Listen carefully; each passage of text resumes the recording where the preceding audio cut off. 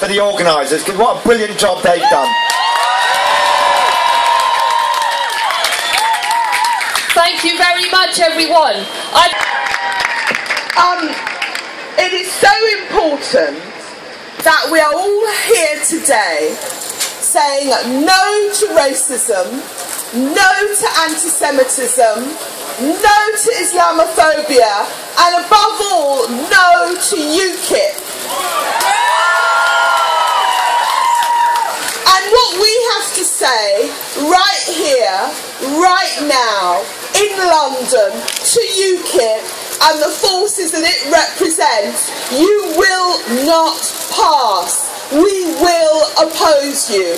It is sad for me that there are some people in the Labour Party who seem to think there is any benefit in trying to out UKIP. What we have to be doing is opposing their arguments at every opportunity. And one argument that I feel very strongly we should oppose is the idea that immigrants are some kind of drain or some kind of problem for the public services. Far from immigrants being a drain on the public services, without immigrants and the children of immigrants, we would not have public services. And just a word about my friend Trevor Phillips. He should demean himself by peddling racist stereotypes. The same racist stereotypes that were used to attack his parents and generations of immigrants. Trevor should know better, and I hope he will reconsider the path he is taking. We should not be giving credibility to racists and Islamophobes. Thank you, Dianne. And our next speaker is the fabulous Natalie Bennett, leader of the Green Party. Hello, and it's great to be back for the second year on this stage. And the organisers tell me, and I can see to myself, that it's bigger and better this year than last year. And I'm sure next year it's going to be even bigger and better still. Now, the leader of another political party, which I won't name, but you can probably guess from my tone, said this month that he wanted to scrap much of our race discrimination laws. Well, I have no doubt that he has no backers here, but let's focus for a second on one reason why that would be an astonishingly bad idea. The last year we've got figures for 2013-14, there were 37,000 race hate crimes in Britain. But today I want to focus on the positive instead. You know what? He said he wasn't going to join the UN program, so he set up his own. Last figures I saw, he's taken 143 refugees under that program. That's a disgrace and a huge shame, and we need to fix it. Also, I was speaking this week at the Pink News debate, and the Green Party, as we called on a conference, called for a moratorium on any deportations of LGBTIQ refugees.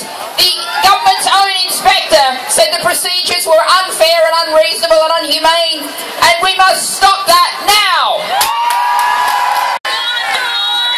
Thank you, Chair, comrades and friends, brothers and sisters. Assalamu alaikum wa rahmatullahi wa barakatuh. Peace be on all of you. We gather here today, this wonderful, multicolored, multicultured, multi-faith crowd in the lee of a building that the early part of my political life was spent demonstrating against. The building on my right was once the embassy of institutionalized hatred, racial division. it was the embassy of apartheid South Africa, and now the multicolored flag of a multicolored democracy, a real Republic of South Africa, stands there. And so racism, fascism can and must be defeated. And we have made real progress as a result, in large part, of the UAF and its antecedents and all those who fought fascism in the 60s, the 70s and the 80s in Britain. Now the BNP is broken.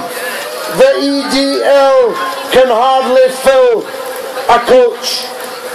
The so-called Britain First, the last picture I saw, couldn't fill the memorial statue to Eros in Piccadilly Square, that well-known English personality. The problem is not that there is mass support in Britain for fascism. The problem is that racism has entered the mainstream, the bloodstream of the mainstream, and the other parties are involved in a Dutch auction to see who can be meanest to immigrants, to see who can incorporate more of the agenda of racism into mainstream British politics. And as Dianne Abbott said, that virus has even reached the Labour Party. Imagine a Labour Party that is setting out deliberately to blow dog whistles that UKIP voters might respond to.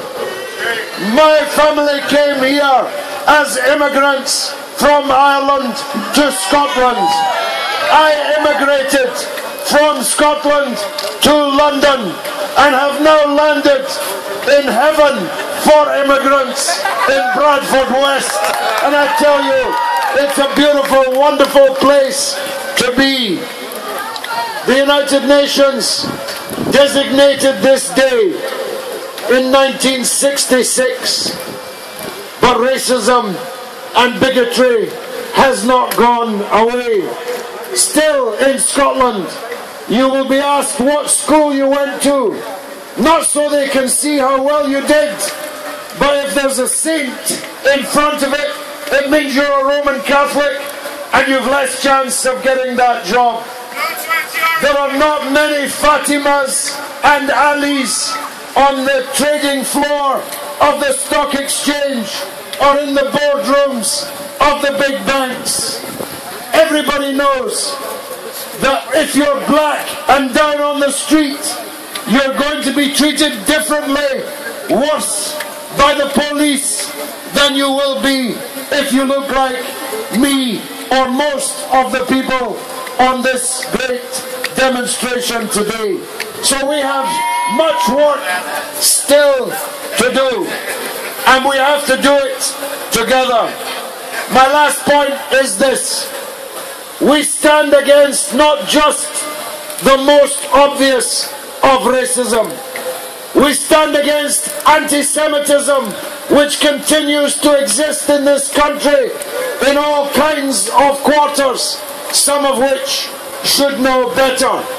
And we stand against the witch hunting of Muslims, which is the most virulent and the most violent of that strain of racism in Britain today. We support police officers protecting synagogues, as they should be, because all places of worship must be safe spaces for people of faith. But we also demand police protection for mosques and for Muslims, and we don't have it, and we don't get it. So, this great assembly, and I congratulate the organisers, has done a signal service for Britain today. It's a respect agenda, as the armbands of the football teams tell us on European Championship nights. Respect for everybody, wherever they came from, whatever colour they are, however they pray, however they walk, and whatever their orientation. Respect. Thank you very much indeed. Assalamu alaikum.